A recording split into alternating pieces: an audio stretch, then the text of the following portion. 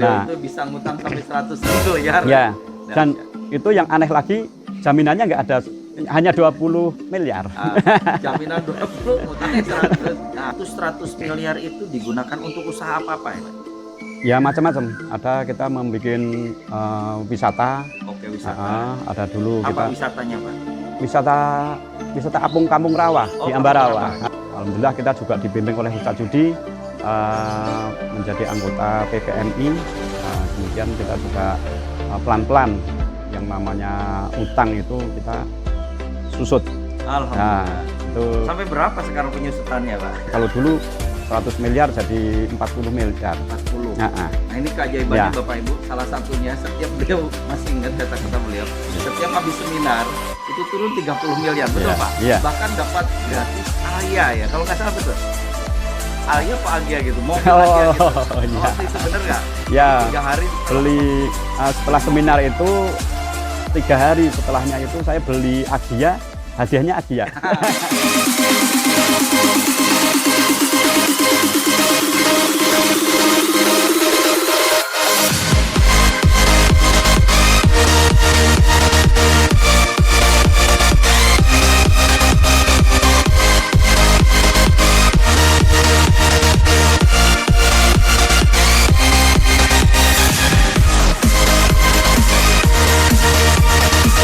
Jangan lupa sahabat semua subscribe, karena subscribe itu gratis, dan jangan lupa like dan share ke semua grup WA dan Facebook Anda. Semoga yang meng-share ke semua grup WA menjadi amal kebaikan Anda di akhirat nanti. Sukses selalu, salam dahsyat, salam luar biasa.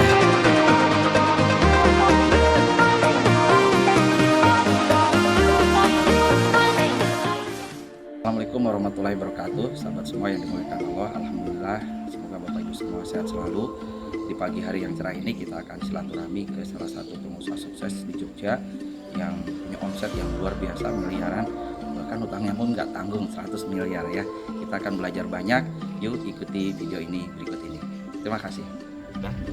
Oke Bapak Ibu semua, alhamdulillah kita sudah sampai di perumahan Balai Mulia di Sleman. Kita lihat perumahan-perumahan eksklusif. Semoga yang lihat video ini punya rumah-rumah seperti ini. Bisa dilihat murah-murah Bapak Ibu, paling murah sekitar 5 miliar.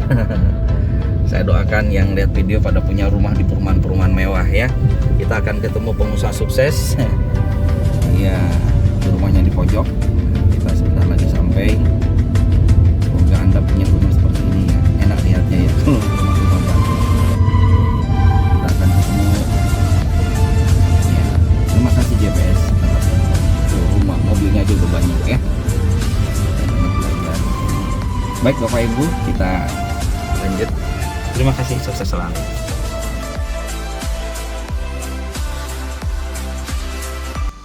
Oke Bapak Ibu semua, alhamdulillah kita sudah sampai di rumahnya beliau. Kita akan bincang-bincang dengan beliau bagaimana beliau bisa sukses menjadi seorang miliarder. Ikuti kami terus sampai video ini selesai. Terima kasih.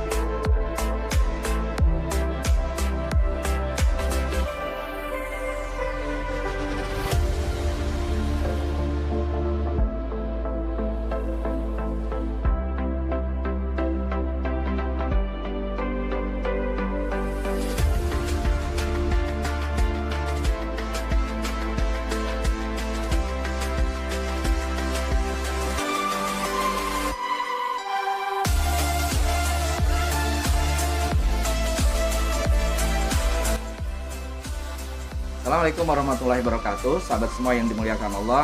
Semoga sahabat semua yang melihat video kami, saya doakan diampuni dosanya, dilancarkan rezekinya, dimudahkan urusannya, dan yang masih punya hutang, semoga Allah lunasi hutangnya. Bapak Ibu semua, saya sangat bahagia sekali di pagi hari yang sangat luar biasa.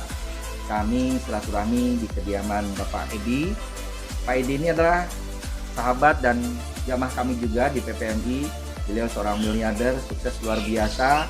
Nanti kita akan bertanya-tanya usahanya apa, terus gimana kisahnya hingga beliau menjadi sukses. Dan Bapak Ibu semua, tonton video ini nanti sampai selesai. Mudah-mudahan video kami ini bisa memberikan inspirasi hingga Anda menjadi seorang miliarder sukses juga. Jadi nanti kalau Pak Edi bisa, Anda juga pasti bisa. Baik Pak Edi, Assalamualaikum Pak Edi. Waalaikumsalam warahmatullahi wabarakatuh. Alhamdulillah sehat selalu ya Pak ya. Amin. Oke. Ya, amin. Nah Pak Edi, saya mau nanya dulu. Ya. Aslinya Pak Edi ini dari kota mana? Terus sekarang umur berapa nih? Ini saya nanya dulu, kayaknya masih awet muda ini.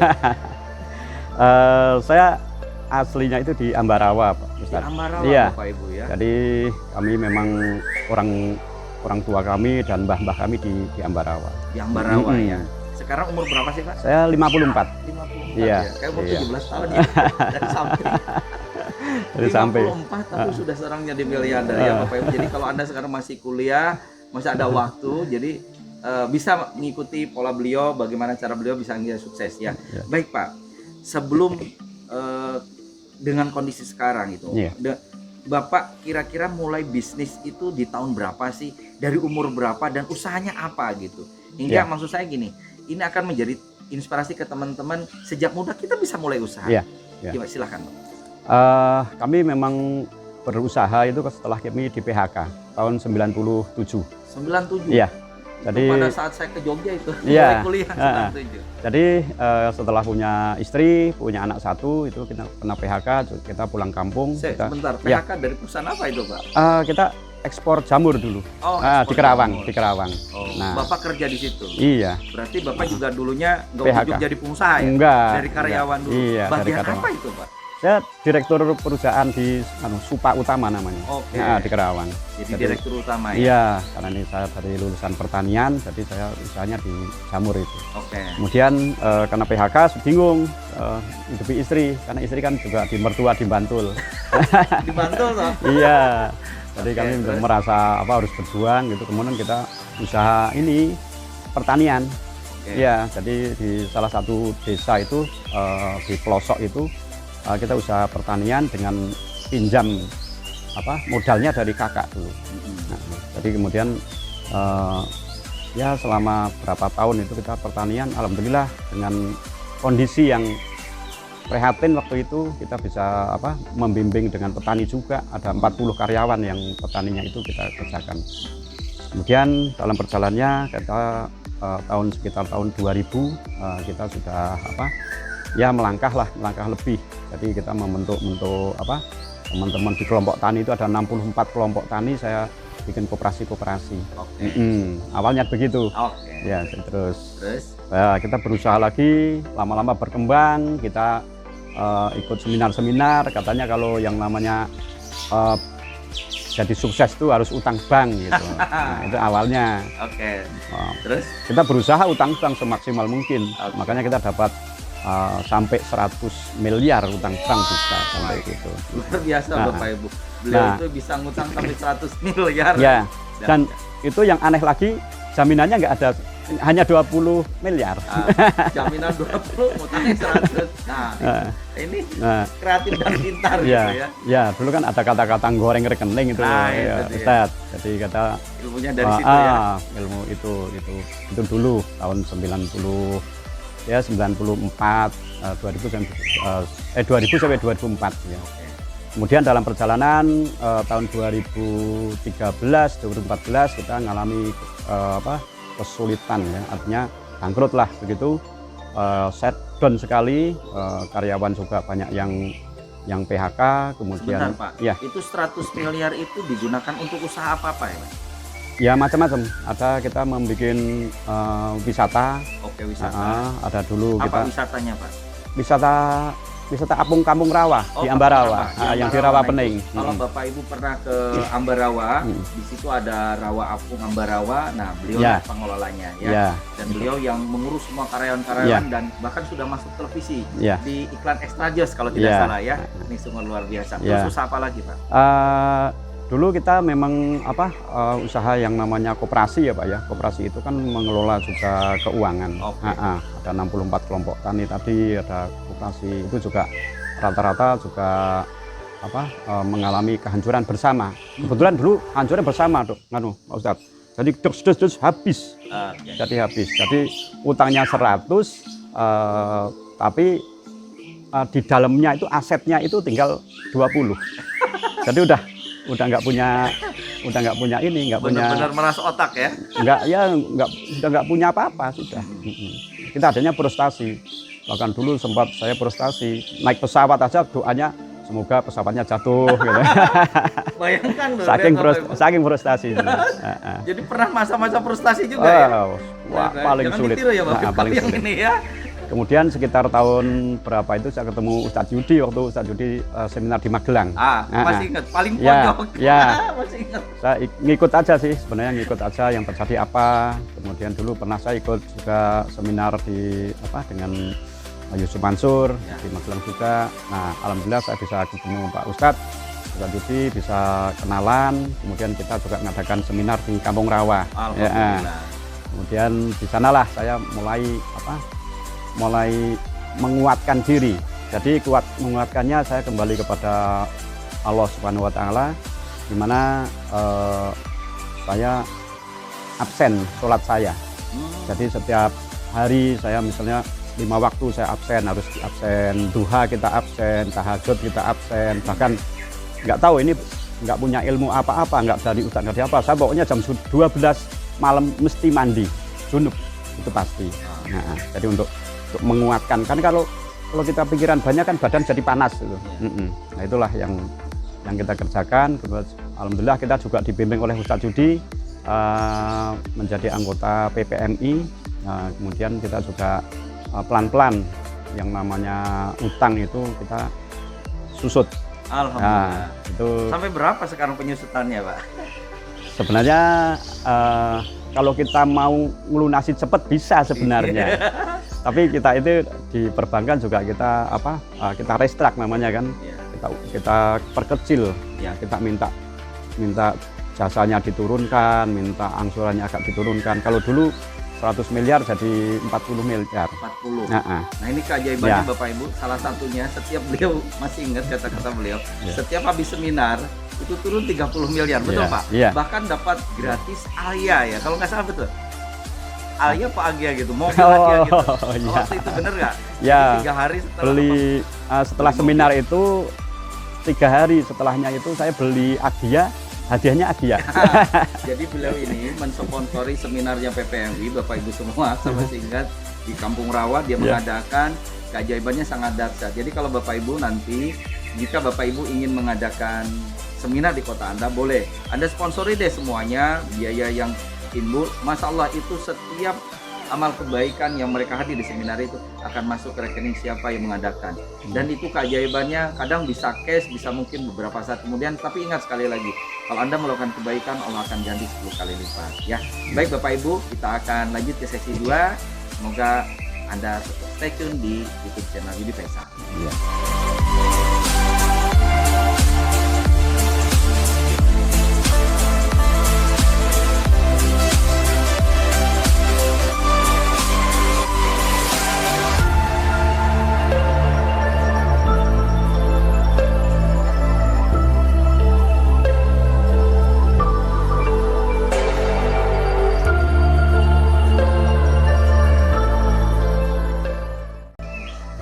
Baik Bapak Ibu semua, kita di session kedua ini kita akan bertanya kepada beliau biar ini menjadi inspirasi kepada Anda hingga Anda bisa sukses seperti beliau. Pak Edi, kira-kira apa sih tips sukses Bapak hingga Bapak seorang miliarder yang sukses, yang karyawannya berapa sekarang Pak? 1000-an. 1000? Wow, luar biasa Bapak Ibu. Nah ini sesuatu yang sangat luar biasa. Tadi saya dengar juga, bayangkan menggaji karyawan aja minimal sekarang 1 bulan 1 miliar. Enggak lebih Pak. Lebih malah. Ini kan karena krisis kita turunkan 50%-nya dari gaji pokok. Berarti malah 2 miliar setiap bulan. 3 miliar. 3 miliar setiap bulan gaji. Anda luar biasa. Anda bisa bertanya nanti income-nya berapa kan gitu loh. Baik Pak. Untuk inspirasi teman-teman yang lihat video ini, mungkin kan Bapak nggak ujuk-ujuk sukses besar, enggak. Coba deh ceritakan dari awal hingga Bapak, mungkin tahapan-tahapan sukses, mungkin bagaimana Bapak bisa sukses sampai hari ini. Silakan Pak. Ya, Jadi kuncinya itu bukan masalah kepintaran, itu bukan, Ustadz. Jadi saya tuh niat itu, saya tuh bodoh memang, lulusannya ya memang sarjana, cuma sarjana pertanian. Tapi yang saya lakukan itu memang kreativitas. Catat satu Bapak Ibu, Jadi kreativitas itu syarat utama manajer pengusaha sukses. Jadi saya kadang tidak berhenti berusaha kreativitas bagaimana menciptakan usaha. Nah, kreativitas muncul setelah kita itu mengalami kendala, itu pasti.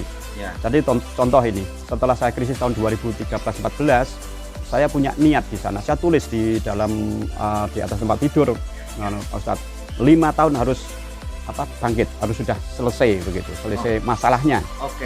Nah ini salah satu Bapak Ibu gambaran. Jadi Bapak Ibu semua harus punya dream yang tercatat dan tertulis. Makanya kalau Bapak Ibu semua kalau ingin terjadi percepatan luar biasa, tulis impian Anda. Kalau mungkin tadi beliau ini masalah dia ingin selesai, Anda tulis juga mungkin impian Anda income berapa. Nah, ini sesuatu yang mungkin terkabulnya nggak sekarang, tapi 2-3 tahun akan terkabul. Ini salah satu yang dilakukan oleh Pak Edi. Lanjut Pak. Ya, jadi saya tulis saya tulis di sana tahun sekian saya ingin membuat wisata. Nah, waktu itu istri pernah bilang kalau kita punya rumah di Jogja, punya usaha di Jogja, cari wisata di Jogja. Gitu. Alhamdulillah itu juga. Ditulis Pak? Enggak, kalau itu enggak ditulis. Wisatanya? Tapi ditulis. Di atas tempat tidur saya waktu di Ambarawa saya tulis gitu. Ini salah satu ide. Jadi kalau Bapak Ibu mulai usaha harus punya goal tertulis, terarah dan terencana gitu. Bukan hanya ditulis, Ustadz. Itu saya cari koran yang ada gambarnya. Nah, kalau saya ingin ke Australia misalnya, kemana itu ya saya gambar Australia yang saya tulis ke tahun berapa. Visualisasinya ya, harus kuat. Nah, itu teman-teman. Jadi kalau Anda ingin sesuatu visualik itu kan biar alam kita ini masuk ke situ gitu. Dan itu semuanya saya alhamdulillah semuanya bisa terlaksana walaupun mengalami kesulitan. Contoh saya ingin punya mobil Alphard gitu ya. Ya saya 2 tahun yang lalu saya beli Alphard bisa. Alhamdulillah sekarang di depan sudah ada Alphardnya dan kita lihat Alphardnya ya. Itu salah satu mungkin untuk pendorong kita untuk bagaimana target kita bisa tercapai. Nah, kemudian tidak bisa melupakan yang namanya taubat tadi. Waktu kita awal mengalami krisis, mungkin kalau nggak ada krisis, kita nggak ada kesulitan, mungkin nggak tobat mungkin. setelah mengalami kesusahan, kesulitan, baru kita tobat, kita mempelajari semua yang dengan bimbingan Pak Ustadz tadi. Seminar-seminar kita juga ikut terus dengan Pak Ustadz Yudi gitu. Kemudian kecuali ada niat yang kuat, tentunya kita punya tanggung jawab, karena dulu kita juga punya karyawan ratusan orang. Alhamdulillah dengan perkembangan ini kita karyawan tetap setiap tahun itu minimal 50 karyawan mesti ada. Setelah kita krisis itu kita ingin uangnya tidak semuanya kita kembalikan bank waktu itu, tapi yang 30% untuk pengembangan usaha, 30% untuk untuk investasi, 30% untuk istilahnya untuk kemakmuran lah istilahnya. Nah, jadi kalau karyawan itu dulu yang kurang ini ya sekarang kita juga memfasilitasi karyawan kalau yang belum punya rumah, belum ini sampai begitu. Juga rumah karyawan. Bukan kasih difasilitasi. Fasilitasi. Jadi biar kalau mereka juga punya tempat tinggal yang layak gitu ya. Ya, dan usaha kita juga dengan karyawan bukan semata-mata karyawan, karena kita ingin kerjasama. Jadi mereka ini dengan target sekian itu harus dapat apa, udah disampaikan ke depan. Oh, nanti kalau Anda jadi marketing awal gitu mungkin sepeda motor, mungkin kalau Anda sudah punya omset sekian, penjualannya kita naikkan jadi mobil. Jadi karyawan saya ini sekarang ada yang punya Fortuner, ada yang punya Innova, itu udah banyak. Mungkin lebih dari 50 mobil ya udah. Terima kasih Bapak Ibu. 50 mobil Pak. Udah dibagikan. Lihat, jadi ada karyawan prestasi dan mereka dikasih Fortuner dan sebagainya. Ya, itu kayak target selling atau target apa itu? Omset. Ya, penjualannya. Itu diterapkan dalam usaha apa itu? Ambarawa atau apa di dalam? Enggak, kita kan punya PT juga. PT. PT itu kan dulu bergerak di bidang apa tuh? Dulu pernah kontraktor. Itu kemarin saya pernah dengar sekali rugi berapa 50 ya. Itu pernah kita juga jalan tol pun pernah kita ngerjakan gitu, apapun kerjaan. Tapi sekarang ini yang kita gerakkan itu yang pasti aja. Jadi tidak andai-andai kalau yang mau kontraktor tol dan sebagainya itu wah urusannya besar-besar itu ya. Iya. Nah, banyak ini. Tapi sekarang saya mengembangkan usaha yang wisata yang paling senang saya. Memang, karena biar fresh, menyenangkan, ada Ya, finansialnya betul. lagi, ada profitnya Ya. lagi gitu ya. Apalagi beliau sudah ikut PPMI, jadi spiritualnya makin mantap, Ya. karyawannya sholat jadi tepat waktu, Ya. subuhannya udah cakep gitu Ya. ya. Gitu. Mm-mm. Nah Pak, ada nggak dari segi marketing langit, ini bahasa marketing Ya. langit, mohon maaf nih, Ya. contohnya mungkin dari sedekahnya Bapak, atau mungkin karena Bapak berbaktinya sama orang tua, atau mungkin Bapak begitu baik dengan banyak karyawan, atau apakah yang membuat Bapak bisa usaha ini berkembang dan pesat, bahkan tadi dapat info Bapak buka lagi cabang rumah makan di Sleman Yogyakarta ini. Iya. Monggo, Pak.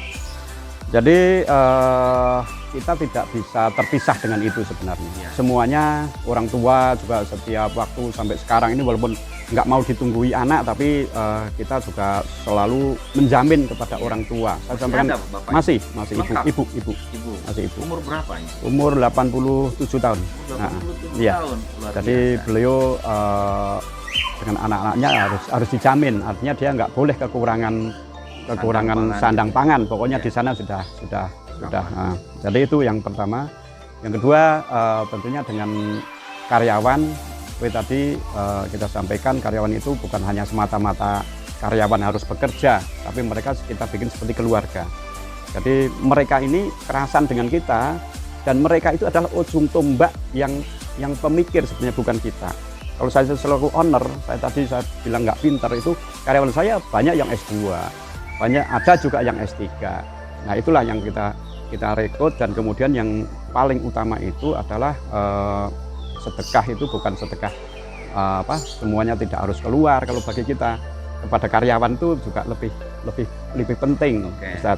Jadi kantor itu setiap misalnya seperti ini kesusahan gitu, yaitu setiap sore ini kita juga nanti sekitar jam 4 jam 5 kita juga membawa nasi box itu diedarkan kemana-mana. Oke. Dan itu juga untuk menambahnya itu sebenarnya. Tapi di lain itu juga banyak sekali sih sosial masyarakat yang harus kita ini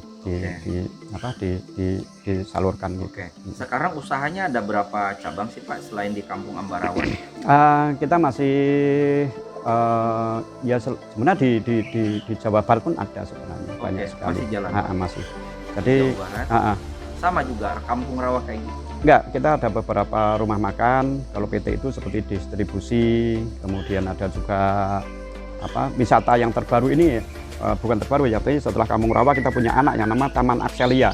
Di sana ada taman bunga, kemudian di situ ada restorannya, kemudian di situ juga tempat pendidikan anak-anak gitu juga gitu. Dan alhamdulillah Ustadz ini baru sekitar 10 bulan yang lalu kita bisa membangun di Sleman, minta dukungan karena boleh, silakan sambil dipromosikan. di Sleman namanya apa, ya. konsepnya kayak apa Pak? Sambil dipromosi kita akan mengendorse sama hampir Pak. sama dengan Kampung Rawa sebenarnya. Jadi di situ ada, karena embung itu sudah hampir 7 tahun itu mangkrak, kemudian dari Bupati Sleman itu kalau bisa itu dimanfaatkan semaksimal mungkin. Kita garap, di sana ada sekitar 3 hektar yang di depan rumah dinas Bupati persis. Nah, Jadi di Denggung itu sekarang baru dibangun, ada rumah makan, nanti rencana rumah makan terapung. Ya. Dan itu sudah kita bikin, kalau nggak kena corona ini sebenarnya lebaran kita buka. oke. Dan itu modelnya terapung, jadi rumah makan restonya itu terapung, kemudian ada kapal pinisinya nanti, Ya. ada kafenya, kemudian kedepannya ada gedung pertemuannya. Oke. Nah itu sudah bagus sekali. Nah minta dukungan, walaupun utang belum lunas, tapi inilah, berkarya. dan saya yakin lunas. Gitu. Karena apa? Semakin tambah usaha, utangnya semakin kecil otomatis. Iya, betul. Untungnya. Dan itu pun kita target mungkin karyawan di atas 100 orang. Oke. Gitu. Baik di sesi ketiga nanti sesi closing, mudah-mudahan ini jadi inspirasi Anda untuk menjadi seorang pengusaha sukses. Terima kasih.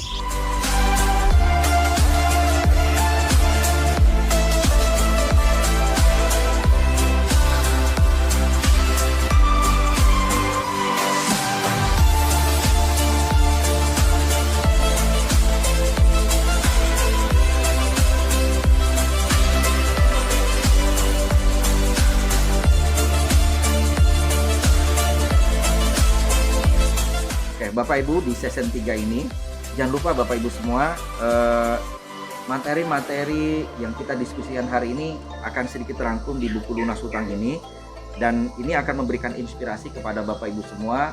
Ini akan menjadikan sukses, bagaimana Bapak Ibu menjadi sukses, kaya, berkah ya. Baik, di season 3 ini kami akan bertanya pada Pak Edi. Ya. Kita kan hari ini lagi diuji sama Allah Ya.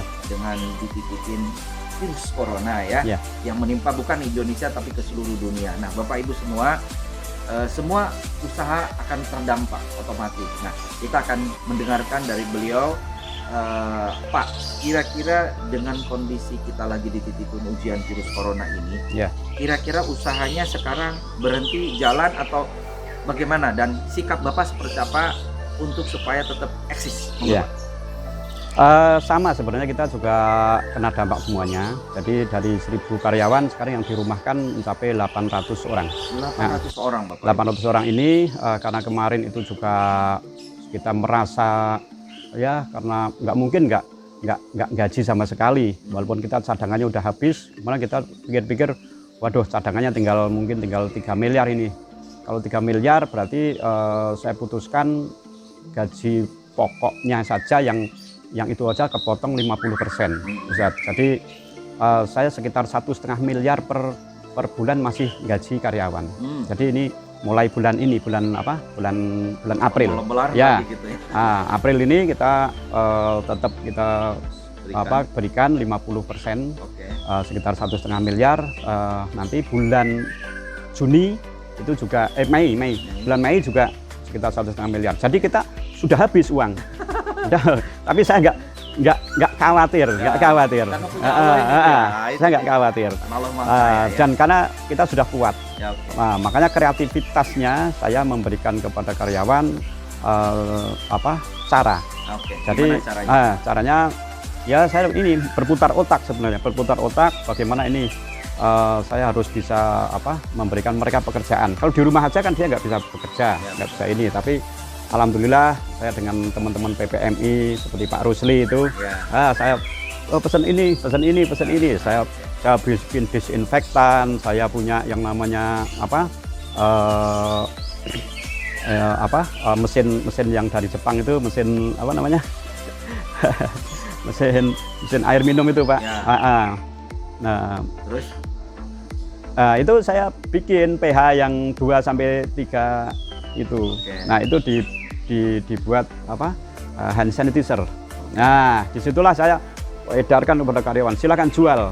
Nah, kemudian karyawan-karyawan ini sekarang setelah pekerjaan selesai, dia menjadi marketing semuanya. Jadi ini ya, yang sekarang saya setiap seminggu pasti pesan ke Pak Rusli, wah dikirim ini tiket tempat-tempatnya lah istilahnya gitu, ada wadahnya gitu. Jerigennya itu. Ya, jerigennya 5 literan. Alhamdulillah sekarang banyak. Setiap 2 hari sekali saya ngirim sekitar 170 sampai 200 jerigen ke desa-desa itu. Dan ini juga yang marketing yang menjalankan. Itu kalau ke desa-desa itu untuk apa Pak? Para petani atau apa? Bukan, sekarang ini kan kekurangan bahan sebenarnya. Karena semua orang itu harus pakai desinfektan, harus pakai ini, dan harganya melambung tinggi sekali langit. Nah, inilah yang kita itu jual, kita harga yang murah. Jadi itulah yang membuat kita itu jadi semangat lagi. Karena kan Pak, karyawan kalau didiamkan tidak dikasih apa-apa, itu nanti tidak lama lagi dia mesti, kecuali frustasi, mereka juga bisa ke sana, dan kemudian mereka juga tidak punya harapan bisa pindah kerja lain atau apalah. Ini saya masih ada 800 orang yang kita rumahkan itu. Kalau corona selesai ya kita masuk lagi, ayo kerja kembali gitu. Nah, Bapak Ibu, kita doa nanti ya, semoga corona segera berakhir ya. Nah, kita selalu punya hashtag corona berakhir sebelum lebaran gitu ya. Karena alhamdulillah di Arab Saudi juga lockdown sudah dicabut, Malaysia sudah dicabut. Semoga Indonesia ya, biar Bapak Ibu semua tetap bereksis, beraktivitas, dan saya yakin ada hikmah di balik masalah hidup, di balik masalah corona ini yang membuat kita ternyata di masa krisis pun Allah kasih ujian, kita bisa hidup, kita bisa menolong orang, kita bisa berkaya. Pak, sebagai terakhir dari Bapak, untuk sahabat-sahabat yang melihat YouTube ini, terutama untuk para UKM, para pengusaha muda yang ingin bangkit menjadi seorang pengusaha sukses, apa Pak kira-kira kiatnya atau motivasinya hingga mereka bisa eksis seperti Bapak? Kita harus tetap bersyukur. Bersyukur yang paling utama. Kita tetap bersyukur. Dan saya nggak mengalami jatuh sekarang ini. Apalagi banyak temennya. Gitu ya. Tapi yang saya rasakan, saya itu malah banyak ide-ide yang muncul.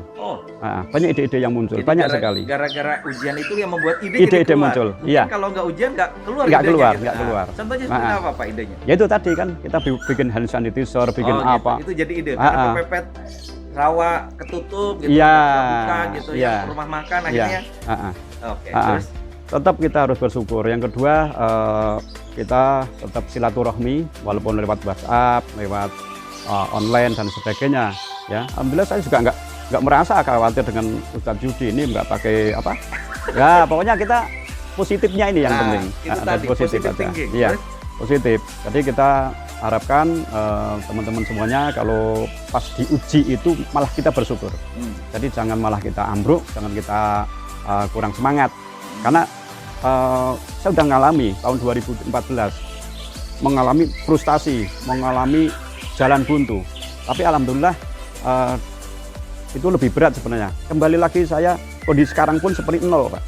Seperti nol. Kondisinya adalah karyawan berhenti semuanya, usaha berhenti semuanya, dirumahkan semuanya, tapi kita seperti nol, udah nggak punya modal lagi. Tapi saya punya aset. Asetnya karyawan, asetnya usaha yang masih ada. Kemudian semangat kita itu menjadi aset kita, keluarga kita juga aset kita. Jadi itu salah yang satunya semangat dan keluarga. Tolong dicatat Bapak Ibu semua, itu yang membuat eksis di masa krisis. Gitu, ya. Yang ketiga tentunya keluarga. Jadi istri saya ini sangat mendukung sekali. Saya merasakan tidak pernah yang namanya waktu suaminya itu di bawah istri itu terus bagaimana itu tidak. Dia yang nyupport dari belakang, nyupport bahwa ini nanti mesti berhasil, mesti ini dan sebagainya. Itu yang mungkin saya sampaikan.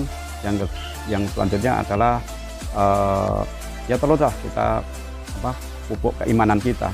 Jadi kita jangan melupakan bahwa ini semua yakin itu Tuhan yang punya rencana lah, yang punya rencana seperti mesti Allah Subhanahu Wa Taala. Jadi kita hanya ngikuti aja alurnya dan seperti Ustaz tadi sampaikan, memang kita kalau bicara miliarder atau miliaran itu ya memang ada di sana-sana itu ada. Cuman masalahnya ini kan pas seperti ini pun tidak pegang uang, artinya tidak ada semiliar itu nggak ada.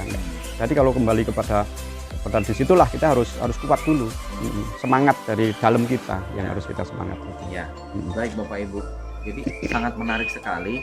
Jadi begitu luar biasanya Allah uji tatkala kita harus di bawah. Jadi prinsipnya Bapak Ibu, tatkala kita di atas, syukuri, nikmati, itu akan berlalu. Suatu saat Allah akan uji kita mungkin jangan di bawah, karena di Al-Quran itu cuma dua bahasanya, kebaikan dan keburukan. Tatkala kita di bawah, syukuri, nikmati, bentar lagi juga akan naik gitu kan, nggak mungkin. Hidup kan hanya sebuah permainan, hanya persinggahan, kita tidak lama. Yang diuji di situ adalah tatkala kita diuji baik atau buruk, kita makin takwa apa makin jauh dari Allah. Nah, semoga nanti video ini menjadi inspirasi untuk Bapak Ibu semua. Sebelum kami tutup Bapak Ibu, kami akan memberikan spesial hadiah untuk Bapak. Mohon diterima. Makasih. Nah, semoga Bapak Ibu semua buku ini memberikan inspirasi dan untuk Pak Edi nanti dibaca sampai selesai. Dan mudah-mudahan ini dapat hikmah, pelajaran, dan mudah-mudahan ini yang membuat kita nanti jadi kumpul di surga. Amin. Terima kasih Pak Ustadz. Amin. Baik Bapak Ibu, demikian bincang kami dengan Pak Edi. Terlebih dahulu Bapak Ibu semua, sebelum kami tutup, kami akan mendoakan Pak Edi. Semoga Pak Edi sekeluarga Allah ampuni dosanya, Allah mudahkan rezekinya, Allah lancarkan urusannya, dan mudah-mudahan beliau diberikan panjang umur dan sisa hidupnya bermanfaat untuk umat dan agama. Al-Fatihah. Alhamdulillah. Iya kan.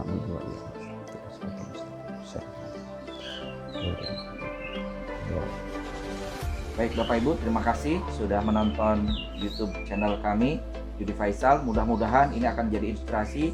Jika video ini bermanfaat, silakan Anda share ke semua grup WA Facebook Anda, dan mudah-mudahan menjadi amal kebaikan untuk Anda yang share YouTube kami. Demikian dari kami, sukses selalu bersama Allah segenap pasti bisa. Dengan sedekah hidup luar biasa, berhati-hati dari dosa, keajaiban akan tiba. Sampai jumpa di kegiatan kami di YouTube channel Yudi Faisal berikutnya. Sukses selalu. Assalamualaikum warahmatullahi wabarakatuh. Waalaikumsalam warahmatullahi wabarakatuh.